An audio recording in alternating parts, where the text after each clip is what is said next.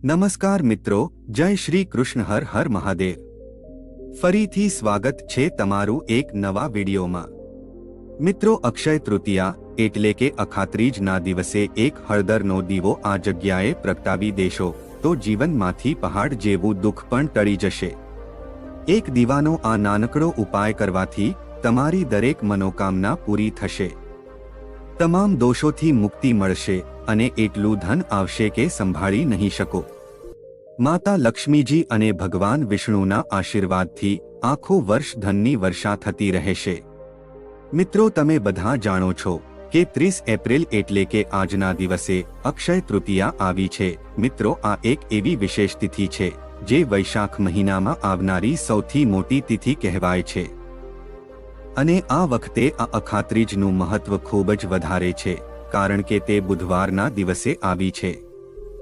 મિત્રો, આપણા હિન્દુ ધર્મમાં તેનું વિશેષ મહત્વ હોય છે।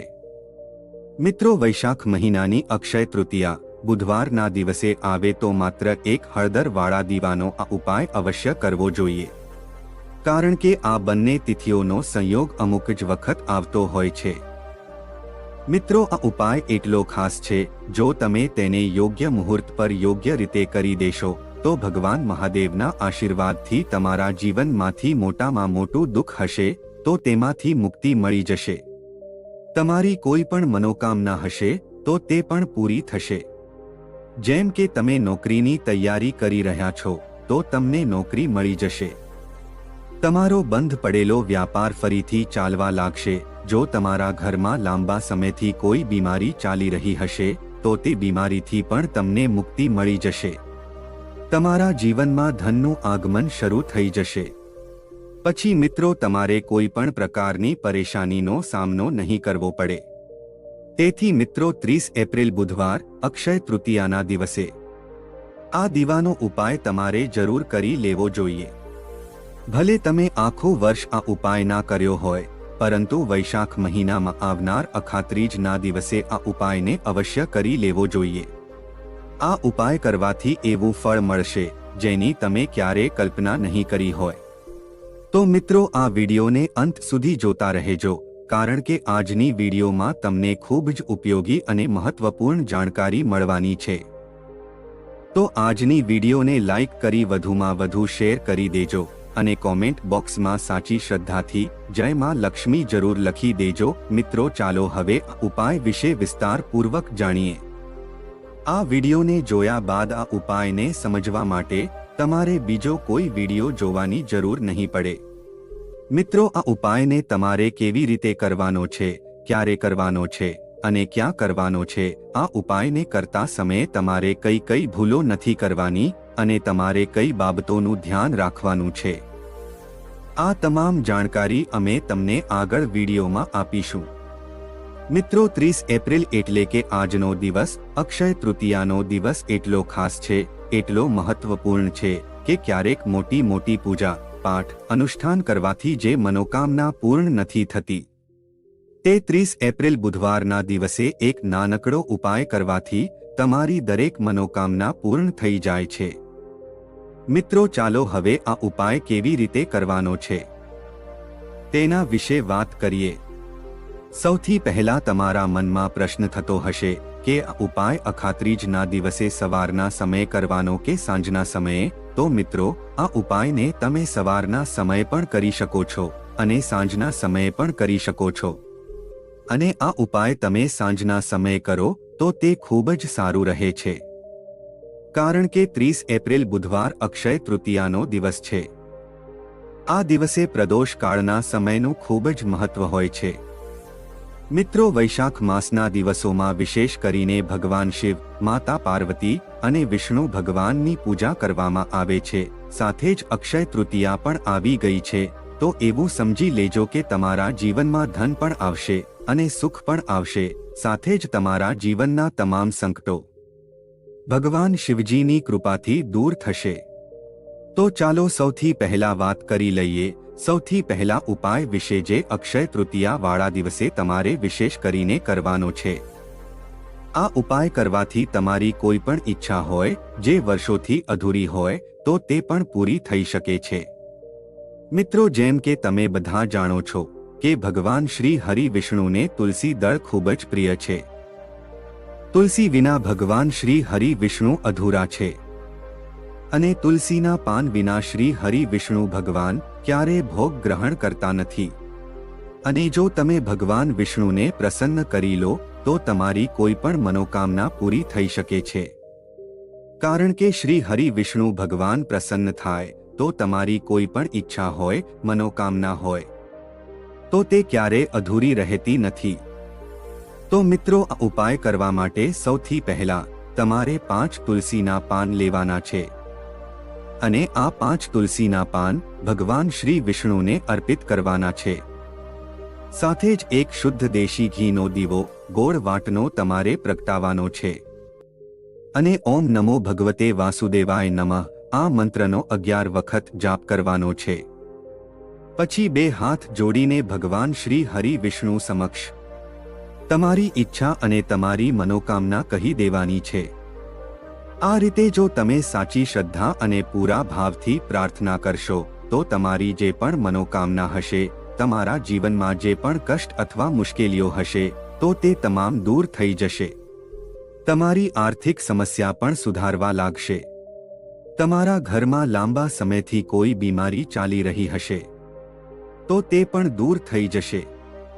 જો કોઈ કારણસર તમારા સંતાનોના લગ્નમાં બાધા આવી રહી હશે તો તે પણ દૂર થઈ જશે.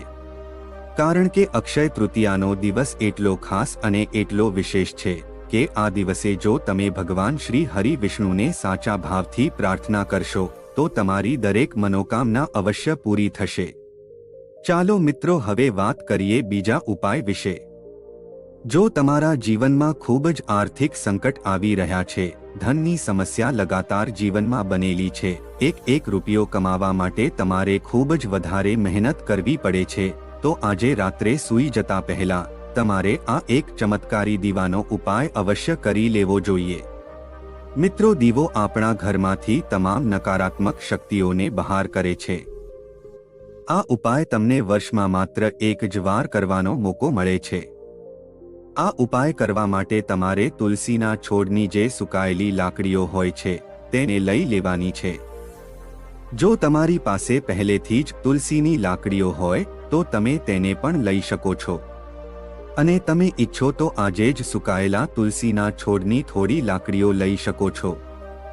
પરંતુ તમારે ધ્યાન રાખવાનું છે કે સૂર્યાસ્ત થતા પહેલા જ તમારે તુલસીની લાકડીઓ લઈ લેવાની છે. તો આ વિશેષ ઉપાય માટે સૌથી પહેલા તમારે એક માટીનો દીવો લેવો પડશે. પછી આ દીવામાં તમારે શુદ્ધ દેશી ઘી નાખવાનું છે અને તે દીવાની અંદર તમે જે તુલસીની લાકડીઓ લાવ્યા છો તેને પણ રાખી દેવાની છે. પછી આ લાકડીઓની ચારે તરફ સારી રીતે ઘી લગાવી દેવાનું છે. મિત્રો, તુલસીની લાકડીઓ ઘી લગાવીને તમે પ્રગટાવશો તો તે તુરંત જ સળગી જશે, પરંતુ તમારે તે તુલસીની લાકડીઓ પણ થોડું વીંટી દેવાનું છે. ત્યારબાદ તમારે પૂરી રીતે ઘીની અંદર ડુબાડી દેવાની છે અને આ લાકડીઓને તમારે વાટના રૂપમાં પ્રયોગ કરવાની છે. પછી મિત્રો, તમારે આ દીવાને ભગવાન વિષ્ણુ સામે અથવા તો ભગવાન શ્રી રામની સામે પ્રજ્વલિત કરવાનો છે અને આ દીવાને તમે માતા તુલસીની સામે પણ પ્રજ્વલિત કરી શકો છો. મિત્રો, જે કોઈ વ્યક્તિ આ પ્રકારે તુલસીની લાકડીથી દીપ દાન કરે છે તેના જીવનમાં ક્યારેય ધનની સમસ્યા આવતી નથી અને આવો અમૂલ્ય અવસર વર્ષમાં માત્ર એકવાર મળે છે. તો આ ઉપાયને એકવાર અવશ્ય કરી જોજો. તમારી દરેક ઈચ્છાઓ જરૂર પૂરી થશે.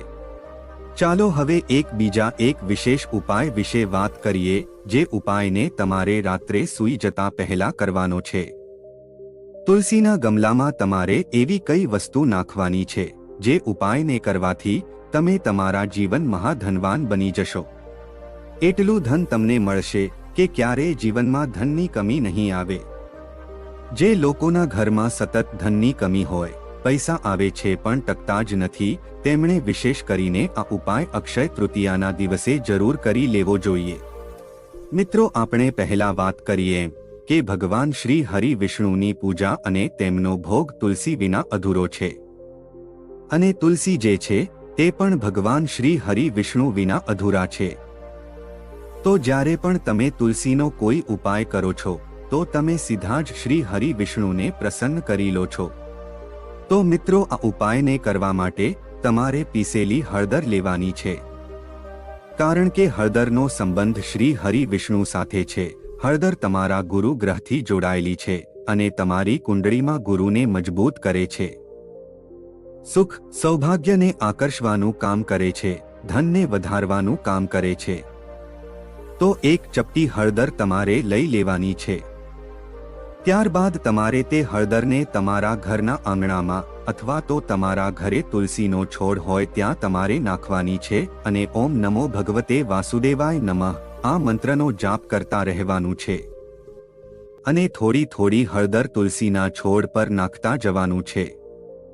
મિત્રો, જે કોઈ વ્યક્તિ અખાત્રીજના દિવસે આ ઉપાય કરી લે છે તો એવું સમજી લેજો કે તેના જીવનમાં જ નહીં પરંતુ આવનારી 7 પેઢીના જીવનમાંથી પણ નિર્ધનતા અને ગરીબીને દૂર કરી દે છે।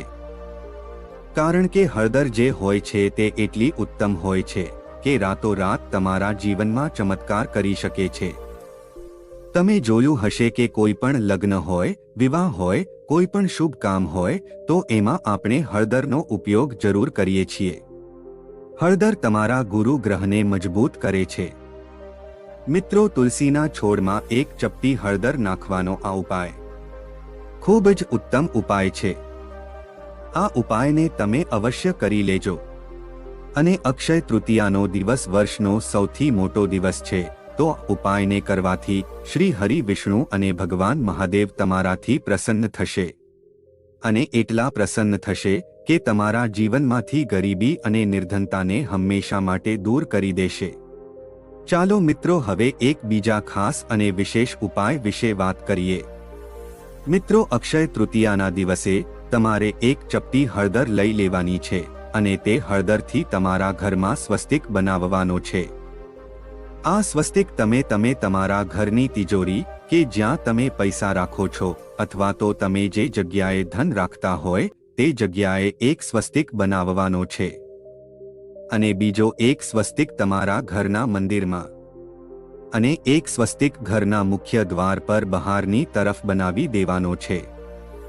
મિત્રો, આ નાનકડો પણ ખૂબ જ ખાસ ઉપાય છે। જો આ ઉપાય તમે અક્ષય તૃતીયાના દિવસે કરી લેશો તો તમારા ઘરમાં ક્યારેય ધનની તિજોરી ખાલી નહીં થાય, કારણ કે જ્યાં હળદરનો સાથીઓ હોય ત્યાં ક્યારેય ધનની કમી આવતી નથી। ત્યાં હંમેશા ધનની દેવી માતા લક્ષ્મી વાસ કરે છે, કારણ કે હળદર ભગવાન શ્રી હરિ વિષ્ણુથી જોડાયેલી છે અને માતા લક્ષ્મી ક્યાં રહે છે કે જ્યાં ભગવાન શ્રી હરિ વિષ્ણુ વાસ કરતા હોય। મિત્રો, હવે વાત કરીએ આગળના ઉપાય વિશે। આ ઉપાય તમારા માટે સર્વશ્રેષ્ઠ રહેવાનો છે, કારણ કે આ ઉપાય કરવા માટે તમારે માત્ર 5 લીલા મગના દાણા લઈ લેવાના છે।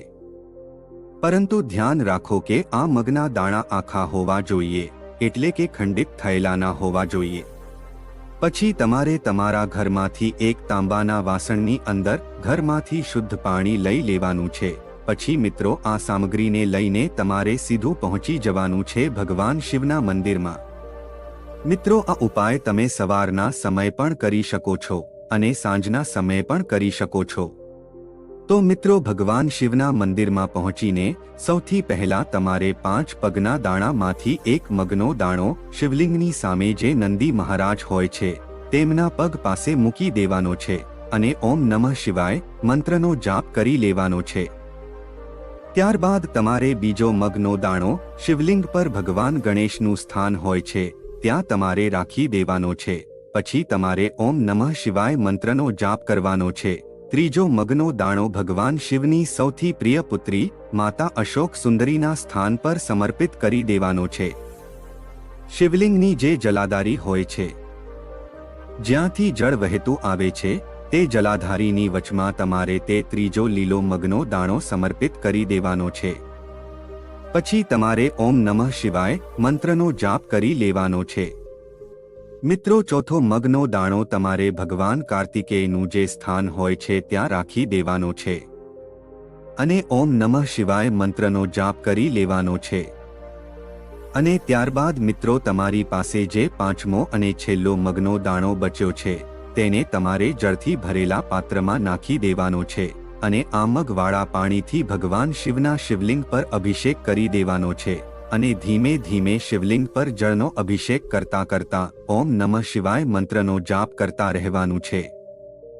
પછી તમારે શિવલિંગની સામે બેસીને જો તમે તમારા બાળકો માટે ઉપાય કરી રહ્યા હોય તો તેમના માટે પ્રાર્થના કરી લેવાની છે અને જો તમે તમારા વ્યાપારમાં વૃદ્ધિ કરવા માટે આ ઉપાય કરી રહ્યા હોય તો તેની કામના કરતા કરતા તમારે પ્રાર્થના કરી લેવાની છે। અથવા તો જો તમે નોકરી માટે કરી રહ્યા હોય અને ઇન્ટરવ્યૂ માટે કરી રહ્યા હોય અથવા તો ધનની પ્રાપ્તિ માટે કરી રહ્યા હોય, જે કોઈ કામનાથી તમે ઉપાય કરી રહ્યા હોય તે પરિપૂર્ણ કરવા માટે ભગવાન મહાદેવને પ્રાર્થના કરી લેવાની છે। મિત્રો, આ રીતે સાચા મન અને પૂરા ભાવથી જો તમે ભગવાન મહાદેવને પ્રાર્થના કરી દેશો તો તમારી દરેક મનોકામના અવશ્ય પૂર્ણ થશે। તો મિત્રો, આશા છે કે આજની વિડિયો તમને જરૂર પસંદ આવી હશે। તો મિત્રો, આજની વિડિયો સારી લાગી હોય તો વિડિયોને લાઈક શેર કરી અમારી ચેનલને સબસ્ક્રાઇબ પણ જરૂરથી કરી લેજો અને બાજુમાં આપેલા બેલ આઇકોનને પણ જરૂરથી પ્રેસ કરી દેજો। જય શ્રી કૃષ્ણ। હર હર મહાદેવ।